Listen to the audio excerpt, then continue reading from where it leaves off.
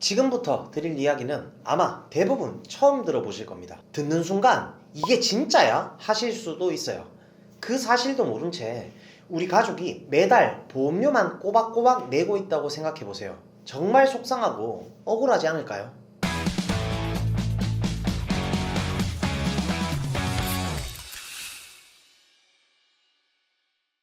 네, 안녕하세요. 여러분들의 갈증을 톡 쏘는 보험 지식으로 해소시켜드리는 보험사이다입니다. 반갑습니다. 대한민국 국민 거의 4천만 명이 가입한 실손의료비 보험. 이 실비보험 안에는 여러분들이 모르고 놓치고 있는 놀라운 혜택이 있다는 사실 알고 계셨나요? 그런데 안타깝게도 이걸 제대로 아는 분이 정말 많지가 않더라고요. 혹시 여러분도 모르고 지나쳐서 손해보고 계신 건 아닐까요? 남들은 다 받는 혜택, 나만 모르고 놓쳤다면 이거 정말 억울하죠. 오늘은 바로 그 실비보험의 숨은 혜택을 속 시원하게 현실적으로 풀어드리겠습니다. 이 영상만큼은 꼭 사랑하는 가족이나 지인들에게도 공유를 해주시고요. 이 내용 하나만 알아도 주변 분들에게 큰 도움이 될 겁니다. 우선 실손보험, 실비보험 같은 말입니다. 이거 도대체 어떤 보험인지부터 짚고 가볼까요? 실손보험은 내가 병원에서 쓴 의료비 중에서 건강보험으로 다 못 받는 본인 부담금과 비급여 항목의 일정 금액을 다시 돌려받을 수 있는 보험이죠. 그래서 제2의 건강보험이라고 불릴 만큼 실질적인 도움을 주죠. 무려 3,997만 명, 대한민국 국민 대부분이 가입해 있는 실비보험, 즉 보험이 있다면 거의 대부분이 이 실손보험을 가지고 있다고 봐도 무방합니다. 그만큼 우리 생활과 밀접한 보험이라는 거죠. 자, 그런데 이렇게 많은 사람들이 가입을 했는데 정작 그 안에 진짜 혜택은 얼마나 알고 계실까요? 이렇게 가입자 수도 많고 좋은 보험이라는 건 사실 다들 알고 계시잖아요. 문제는 정작 제대로 몰라서 혜택을 못 보는 분들이 너무 많다는 겁니다. 보험료는 꼬박꼬박 내고 있는데 막상 써야 할 땐 어떻게 써야 할지도 모르는 거죠. 그래서 오늘만큼은 제발 이 영상 끝까지 보셨으면 좋겠습니다. 매달 내고 있는 그 보험료 100% 제대로 활용할 수 있는 방법을 지금부터 알려드릴게요. 오늘은요, 정말 어디서도 들어볼 수 없었던 실비보험의 변천사부터 활용법, 그리고 청구를 자주 하면 생기는 주의사항까지 속 시원하게 정리해드리겠습니다. 보험사이다. 먼저 1세대 실비부터 살펴볼게요. 2009년 9월까지 가입한 실비보험을 1세대 실비라고 부릅니다. 전체 가입자의 19.1%, 5명 중 1명꼴로 가지고 있는 셈이죠. 그런데 이 1세대 실비, 전문가들 사이에선 황금 실비라고 불릴 정도로 엄청난 장점을 가진 상품입니다. 예를 들어 내가 암 진단을 받고 입원과 수술, 치료까지 총 3천만 원의 의료비를 썼다고 가정을 해볼게요. 그럼 본인 부담금 하나도 없이 3천만 원 전액을 돌려받을 수가 있습니다. 실비보험으로 전부 처리가 된다는 거죠. 통원 치료도 마찬가지입니다. 병원에 가도 자기 부담금이 고작 5천 원밖에 안 됐어요. 물론 당시에는 기준이 지금처럼 명확하지가 않아서 보험사마다 보장 내용이 조금씩 달랐다는 특징이 있긴 합니다. 하지만 그만큼 혜택의 폭이 넓었어요. 특히 상해 실비를 가입하신 분들은 산재나 자동차 사고까지 50% 중복 보장, 통원 치료는 한도까지 전액 보장, 심지어 치과나 한방 치료까지 보장을 받을 수가 있었죠. 자기 부담금도 없고요. 그러니까 이건 절대 해지하면 안 된다, 무조건 유지해야 한다, 이런 말이 나올 수밖에 없었겠죠. 그게 바로 1세대 실비보험입니다. 갱신 주기는 보통 3년에서 5년, 그리고 13년 4월 이후 실비와는 다르게 재가입 주기가 아예 없습니다.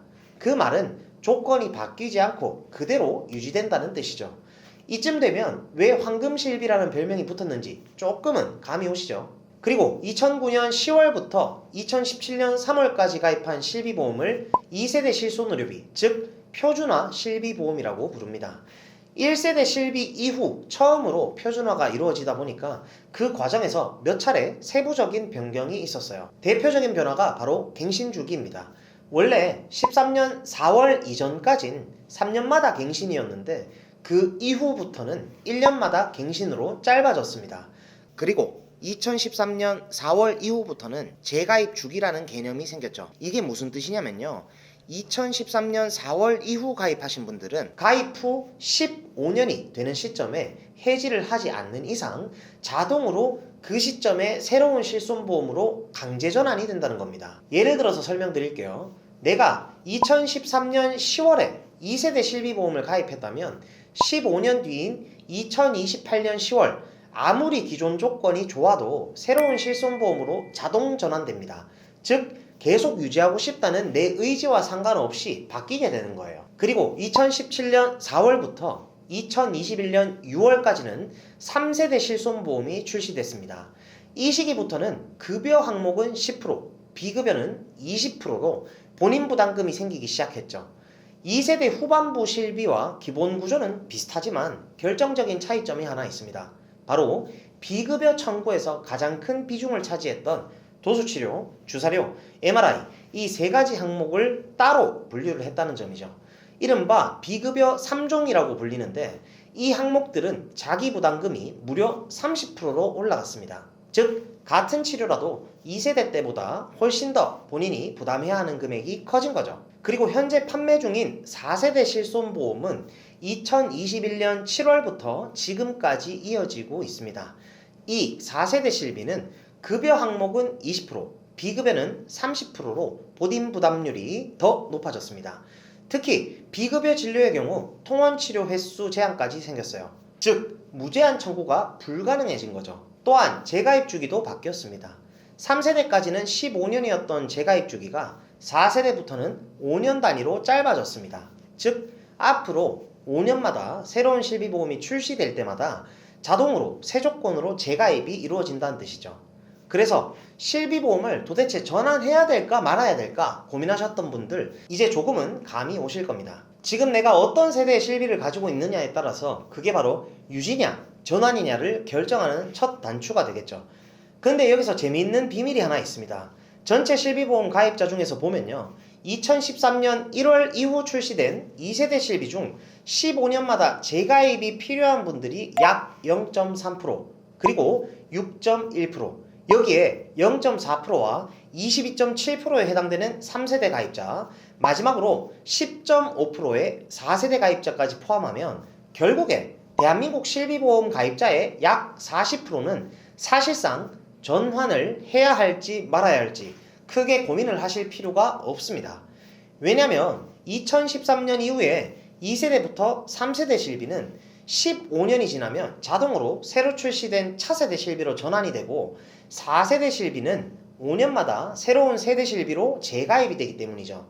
즉 내가 원해서 바꾸는 게 아니라 자동으로 바뀌는 구조입니다. 그래서 괜히 불안해서 해지를 하거나 무조건 새로 갈아탈 필요는 없습니다. 중요한 건 그냥 놔두는 게 아니라 각 세대별 실비를 얼마나 현명하게 활용하느냐입니다. 조건을 잘 이해하고 내 상황에 맞게 써야 손해 없이 혜택을 챙기실 수가 있습니다.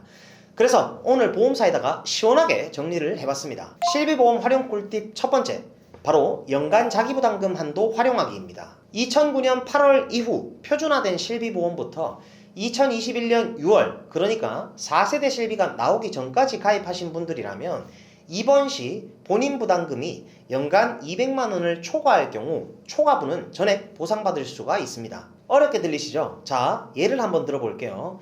2012년에 실비보험을 가입한 A씨가 입원을 했다고 가정해봅시다. 병원비가 5천만원이 나왔어요.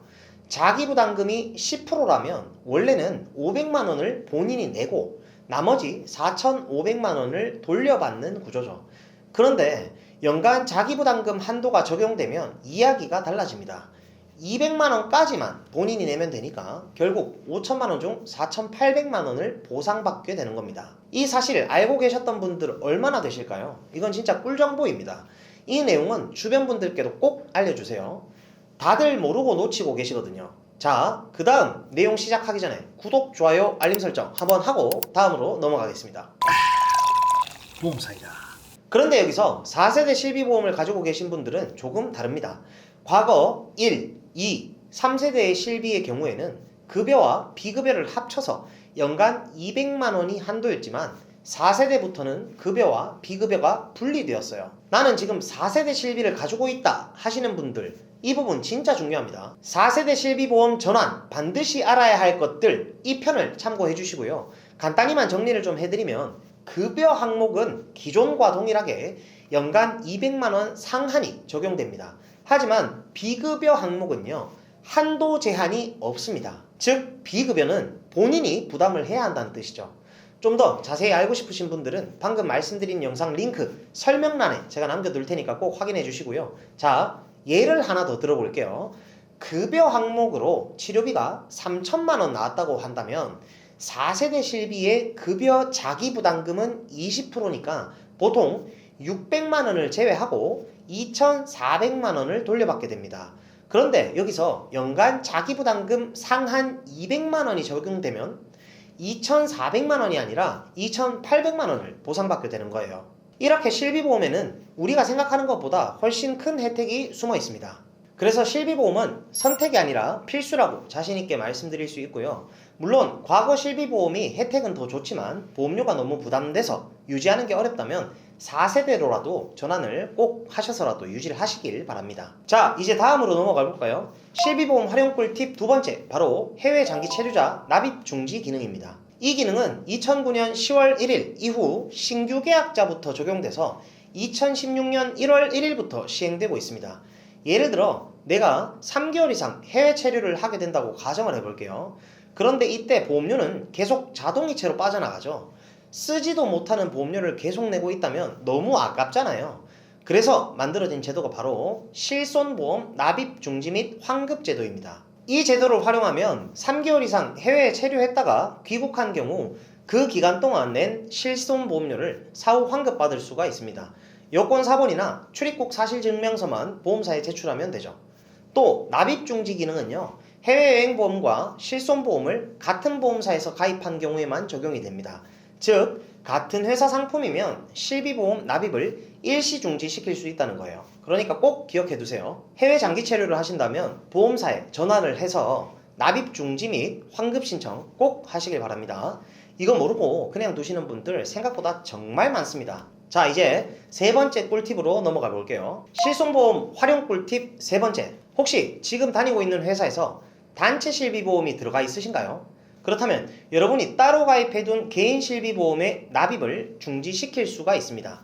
즉 보험료가 이중으로 빠져나가는 걸 막을 수 있다는 거죠. 2023년 이전에는 내가 개인적으로 가입한 실비보험만 중지할 수가 있었어요. 하지만 2023년 1월 1일부터는 달라졌습니다. 이제는 단체 실비보험도 중지가 가능합니다. 단체 실손보험을 중지하면 그 기간 동안에 보험료가 환급이 되고요. 다시 부활시킬 때도 조건이 완화됐습니다. 예전에는 재개 시점에 판매 중인 상품으로만 다시 가입할 수 있었지만 이제는 기존에 중지했던 상품 그대로 부활시킬 수 있게 바뀐 겁니다. 이건 진짜 꿀과도 같은 기능입니다. 내가 원할 때 개인 실비든 회사 단체 실비든 원하는 쪽으로만 중지시킬 수가 있습니다. 그런데 이런 좋은 제도 아직도 모르는 분들이 너무 많아요. 그래서 꼭 주변 분들께도 이 영상 공유해 주시고 이 기능들을 활용해서 불필요한 지출은 확 줄이시길 바랍니다. 그리고 간혹 이런 질문들도 많습니다. 단체 실비랑 개인 실비 둘 다 보장받으면 더 좋은 거 아닌가요? 아주 좋은 질문이죠. 하지만 실손보험은 중복 보상이 아닙니다. 비례 보상이에요. 즉 두 개 다 들고 있어도 보험금이 2배로 나오는 구조가 아니다 라는 뜻이죠. 쉽게 말해서요, 내가 1세대 실비를 가지고 있고 병원비로 2천만 원이 나왔다고 해볼게요.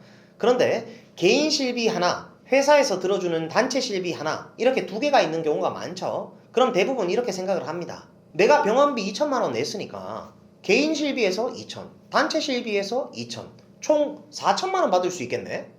하지만 아닙니다. 실손보험은 실제로 내가 낸 병원비를 기준으로 보상하는 구조예요. 즉 내가 실제로 낸 돈이 2천만 원이면 그걸 개인 실비와 단체 실비가 나눠서 부담을 합니다. 예를 들어 개인 실비에서 1,000만 원, 단체 실비에서 1,000만 원, 이런 식으로 나오는 거죠. 결국 내가 쓴 병원비는 2천만 원인데 보험료는 개인 실비, 단체 실비 둘 다 내고 있는 셈이에요. 많은 분들이 놓치는 실수 포인트입니다. 실비는 두 개가 있다고 해서 2배로 받는 게 아니라 비례 보상으로 나눠서 받습니다. 그래서 두 개를 동시에 유지할 필요는 전혀 없습니다. 꼭 하나는 중지시켜두는 게 현명한 선택입니다. 납입 중지 조건도 알아두세요. 개인 실비를 최소 1년 이상 유지한 후에만 중지가 가능하고 이직이나 퇴사로 단체 실비 보장이 끝났다면 그때 중지시켜놨던 개인실비를 부활시키면 됩니다. 그리고 특히 50대 전후 명예퇴직을 앞두신 분들, 회사 단체 실비로만 보장받다가 개인 실비를 따로 안 드신 경우도 있죠. 그런 분들은 퇴직 후 1개월 이내에 단체 실비를 개인 실비 보험으로 전환할 수 있습니다. 단 조건이 있어요. 최근 5년간 보험금 수령액이 200만 원 이하, 그리고 암, 뇌, 심장질환 같은 10대 중대질병 발병 이력이 없을 것. 이 두 가지 조건만 충족하면 심사 없이 개인 실비로 전환이 가능합니다. 단 5년간 지급보험금이 200만 원 이하라는 거죠. 이건 반드시 기억을 해두셔야 됩니다. 이 부분 놓치면 기회를 잃을 수도 있어요. 이렇게 생각하실 수도 있어요. 아니, 그냥 새로 개인 실비 하나 가입하면 되지. 굳이 뭐 단체 실비를 개인으로 또 전환을 해야 돼? 그럴 수도 있죠. 그런데 현실은 다릅니다. 보통 퇴직 시점이 언제인가요? 대부분 나이가 좀 있을 때잖아요. 문제는 바로 여기서 생깁니다. 실손보험은요, 나이가 들수록 가입이 어려워집니다. 병원 이력이 조금이라도 많으면 새로 가입을 하려다 심사에서 거절되는 경우가 정말 많아요. 그래서 이 연계 제도의 핵심은 바로 이겁니다. 새로 가입하지 않아도 기존 단체 실비를 개인 실비로 그대로 전환할 수 있다. 즉, 추가 심사 없이 그대로 이어갈 수 있다는 거. 이게 얼마나 큰 혜택인지 아세요? 새로 가입하려다 거절당할 걱정 없고 보험 공백 없이 그대로 보장을 이어갈 수 있다는 거. 솔직히 이걸 마다할 이유가 없죠. 퇴직 이후에 불안한 시기에도 그동안 쌓아온 보장을 그대로 유지할 수 있다는 건 정말 큰 안정감이 아닐까요? 실비보험 활용 꿀팁 네 번째. 나는 내 보험이 완벽하다 하시는 분들, 이건 해당 없을 수도 있어요. 하지만 앞으로 뭐 간병인 보험이라던가 수술비 보험이라던가 뭐 아니면 암보험 등 아직 준비해야 할 보험이 남아있다면 지금부터 집중하셔야 됩니다. 조금만 아파도, 살짝 다쳐도 병원 다녀오자마자 바로 실비보험 청구하시는 분들 있죠. 솔직히 많을 겁니다. 그런데요, 보험 전문가인 저도 그런 경우엔 바로 청구를 하지 않습니다. 물론 제때 청구해서 보험금 받는 건 좋죠. 그런데 정말 사소한 병원비까지 매번 청구를 하게 되면 그 모든 청구 이력이 신용정보 통합조회 시스템에 그대로 남습니다. 이 시스템은 모든 보험사가 조회를 할 수가 있어요. 즉, 내가 A 보험사의 실비를 가지고 있는데 감기, 장염, 위염, 도수치료, 물리치료, 비급여 주사까지 병원 갈 때마다 청구를 했다면 다른 보험사 B, C, D사에서도 그 내역을 다 볼 수 있다는 뜻이죠. 그러면 보험사 입장에서는 어떻게 볼까요? 이 사람 병원을 너무 자주 간다. 앞으로 보험금 청구가 많을 것 같다. 이렇게 과다 청구자, 고위험군으로 판단할 수가 있습니다. 그 결과 내가 수술비 특약을 추가하고 싶어도 암 진단비만 승인 가능이라던가 부담보 적용, 할증된 보험료, 이렇게 제약이 걸릴 수 있다는 거예요. 예를 하나 들어볼게요. 제 고객님 중 한 분은 2년 전에 무릎이 아파서 MRI 한번 찍고 주사 한번 맞고 통원을 한 2번 정도 하셨었어요. 당연히 실비 청구도 했겠죠.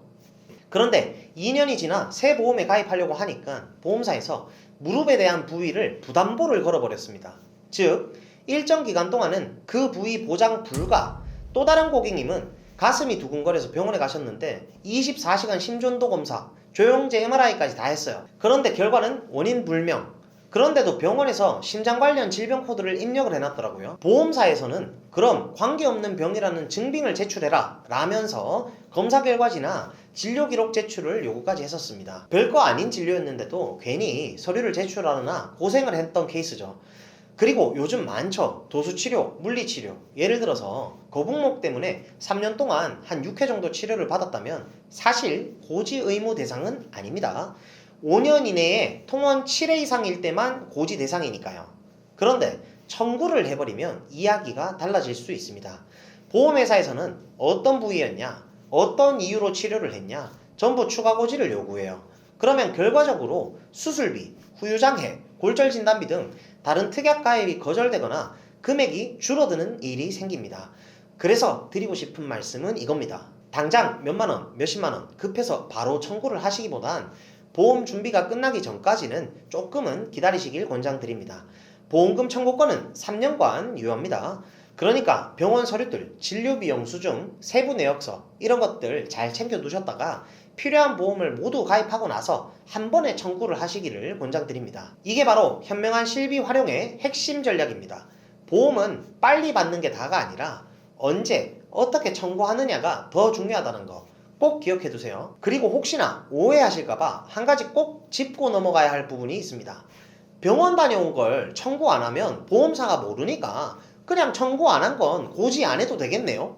이렇게 생각하시는 분들 간혹 계시죠. 그렇게 하시면 큰일 납니다. 청구를 했냐 안 했냐는 고지 의무와 아무 상관이 없습니다. 고지 대상에 해당이 되면 무조건 고지를 하셔야 됩니다. 예를 들어 이런 항목들인데요. 최근 3개월 이내 병원 방문 이력, 최근 1년 내에 검사로 추가 검사나 재검사를 받은 적이 있는지, 최근 5년 내에 입원이나 수술 이력, 그리고 같은 질환으로 7회 이상 치료를 받은 적이 있는지, 그리고 30일 이상 약을 복용했는지, 그리고 최근 5년 내에 암, 백혈병, 고혈압, 협심증, 심근경색, 심장판막증, 간경화, 뇌출혈, 뇌경색, 당뇨, 에이즈 진단이나 치료 이력이 있는지 이런 항목에 해당되면 청구 여부와 상관없이 무조건 고지하셔야 됩니다. 예를 들어 고혈압 진단을 받고 30일치 약을 처방받았지만 약을 먹지도 않고 버렸다고 가정을 해볼게요. 실비 청구도 안 했습니다. 그런데요, 이 경우에도 고지 대상입니다. 왜냐면 고혈압은요 5년 이내에 중대 질병에 포함되기 때문인데, 즉 진단받은 사실 자체만으로도 고지를 해야 하는 거죠. 좀 더 쉽게 설명을 드리면요, 예를 들어서 2년 전에 허리를 삐끗해서 도수치료를 5번 받았다고 가정을 해봅시다. 규정상 5년 내에 7회 이상이 아니니까 고지 대상은 아니에요. 하지만 그 5번을 전부 실비로 청구를 했다면 이야기가 달라질 수 있다는 거예요. 보험사 입장에서는 이건 치료 이력으로 잡히기 때문에 가입 심사 때마다 이렇게 물어봅니다. 언제 치료를 받으셨죠? 진단명은요? 부위는 어땠나요? 총 몇 회 치료 받으셨죠? 결국 결과는 어떻게 될까요? 이 특약은 삭제하셔야 됩니다. 허리 부위는 일정 기간 보장 제외입니다.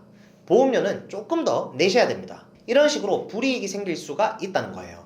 그래서 제가 늘 강조드리는 게 있습니다. 바로 보험금 청구 소멸시효 이겁니다. 보험금 청구는 3년 내에만 하시면 됩니다. 즉, 꼭 당장 청구하지 않아도 된다는 뜻이죠.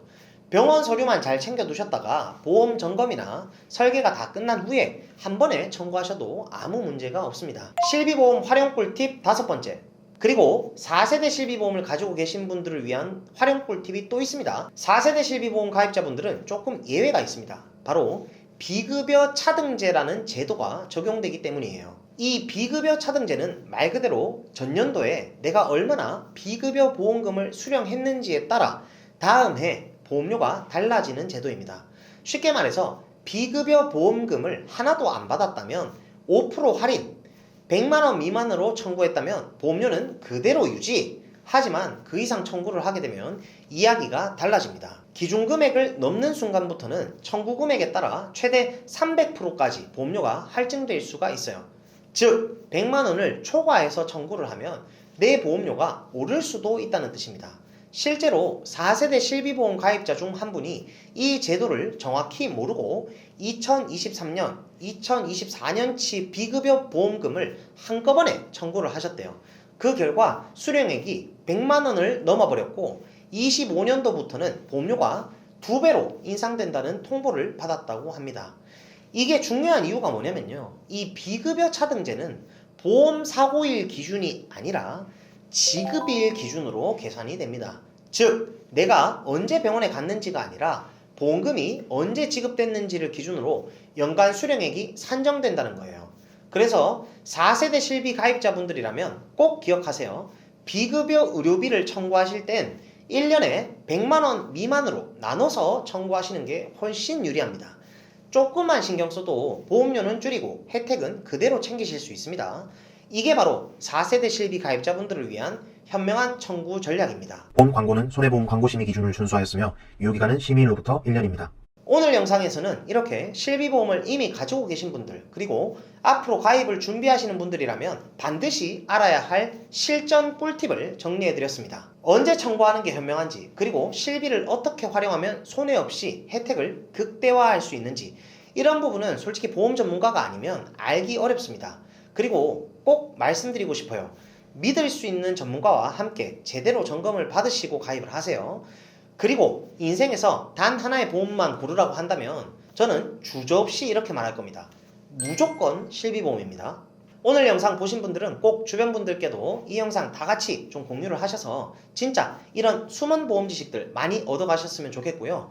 제 영상을 시청해주시는 많은 분들이 보험을 통해서 꼭 손해가 아니라 수혜를 받아보실 수 있는 그런 분들이 모두 다 되셨으면 좋겠고요. 저희 보험사이다 채널에서는 고객 한 분 한 분께 면밀히 최선의 설계를 도와드릴 수 있도록 30개 이상의 생명보험, 손해보험 여러 회사들을 비교 설계 및 약관 분석을 통해 도움을 드리고 있습니다. 보험가입이나 리모델링에 대해서 궁금하시고 상담을 희망하시는 분들은 댓글창에 상담 신청 링크를 클릭하시거나 상단에 제 연락처로 연락을 주시거나 카카오톡 검색창에다가 보험사이다 검색하셔서 연락을 주시면 순차적으로 면밀히 상담을 도와드릴 수 있도록 하겠습니다. 그럼 보험사이다 구독, 좋아요, 알림 설정 잊지 마시고요. 그럼 다음 시간에 더욱 시원하고 톡 쏘는 보험 지식으로 찾아뵙도록 하겠습니다. 이상 보험사이다였습니다. 감사합니다. 본 광고는 손해보험 광고 심의 기준을 준수하였으며 유효기간은 심의일로부터 1년입니다.